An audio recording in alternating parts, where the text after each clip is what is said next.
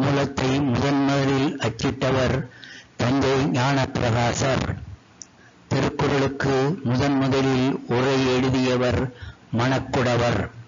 திருக்குறளை முதன்முதலில் ஆங்கிலத்தில் மொழிபெயர்த்தவர் ஜி.யு. போப் அவர்கள். திருக்குறள் உரையாசிரியர்கள் 10வது உரையாசிரியர் பரிமேலழகர். திருக்குறளில் இடம்பெறாத ஒரே எண் 9. திருக்குறளில் கோடி என்ற சொல் 7 இடங்களில் இடம்பெற்றுள்ளன. 70 கோடி என்ற சொல் ஒரே ஒரு குறளில் இடம்பெற்றுள்ளது. 7 என்ற சொல் 8 குறள்பாக்களில் எடுத்தாளப்பட்டுள்ளது.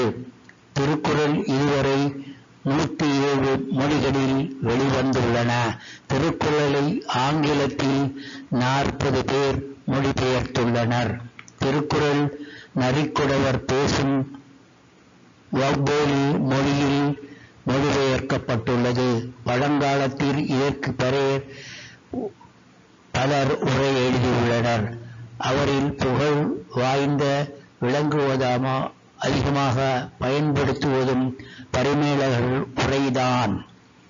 தருமர், மணக்கும் தாமதத்தர், நச்சர், பரிதி, பரிமே அழகர், மல்லர், பரிபெருமாள், காளிங்கர், வள்ளுவனாருக்கு எல்லா உரை செய்து அறிவித்தார் என்கின்ற பழைய வெண்பா. தற்காலத்தில் திருக்குறளுக்கு மு. வரதராஜன், முதலமைச்சர் மு. கருணாநிதி, சாலமன் பாப்பையா உட்பட பலர் விளக்க உரை எழுதியுள்ளனர். இதற்கு சிறப்பாக கருதப்படுவது டாக்டர் மு. வரதராஜனார் அவர்கள் நூலாகும்.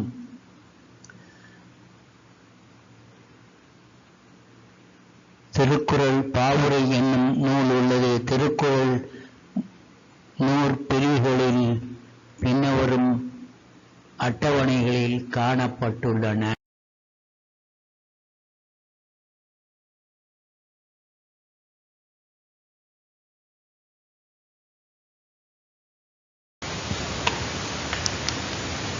இல்லறவியல் என்னும் இயலில் 25 அதிகாரங்கள். அடுத்துள்ள துறவியல் 13 அதிகாரங்களும் முற்பாலாகிய அறத்துப்பால் பகுதி முடிவுறுகிறது. அடுத்து வரும் பொருட்பாலில் அரசியல், அமைப்பியல், ஒழிப்பியல் ஆகிய இயல்கள் இருக்கின்றன. அரசியலில் 25 அதிகாரங்கள் உள்ளன. அமைச்சியலில் 32 அதிகாரங்களும் ஒழிபியலில் 13 அதிகாரங்களும் உள்ளன.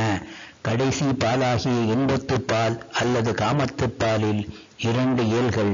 களவியல் 7 அதிகாரங்களும் கற்பியலில் 18 அதிகாரங்களும் உள்ளன. ஆக மொத்தம் 7 இயல்கள், 133 அதிகாரங்கள், 1330 பாடல்கள் உள்ளன. திருக்குறள் மொத்தம் 12,000 சொற்களில் வள்ளுவர் பாடியுள்ளார். ஆனால் இவற்றின் 50 குறைவான வட சொற்களே உள்ளன.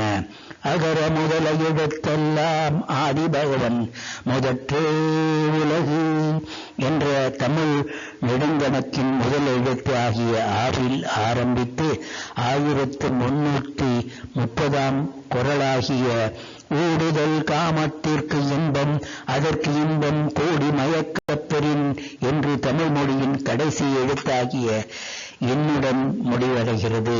வாழ்வியல் எல்லா அங்கங்களையும் திருக்குறள் கூறுவதால் அவற்றை சிறப்பித்து பல பெயர்கள் அழைப்பர். திருக்குறள் முப்பால், உத்தரவாதம், தெய்வநூல், பொதுமறை, பொய்யாமொழி ஆக